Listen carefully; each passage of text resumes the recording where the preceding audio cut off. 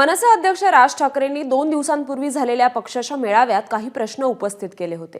त्यावरून ठाकरेंच्या शिवसेनेचं मुखपत्र असलेल्या सामनामधून राज ठाकरेंबाबत भाष्य केलं गेलंय।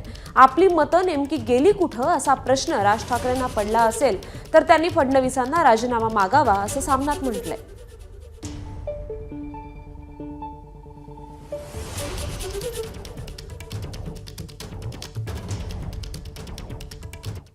दरम्यान मनसे नेते अविनाश जाधव यांनी काय प्रतिक्रिया दिली आपण पाहूयात। सामना पेपर मी वाचत नाही, आमच्या पक्षात कोण वाचत नाही, आम्हाला त्या सामनाला आम्ही महत्त्व देत नाही।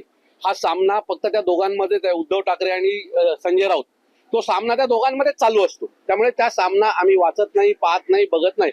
मला आता पत्रकार मित्रांनी जेव्हा सांगितलं तेव्हा कळलं, नाही आम्हाला माहिती पण नव्हतं सामना अशी कुठली कष्ट घडली। एबीपी माझा, उघडा डोळे बघा नीट।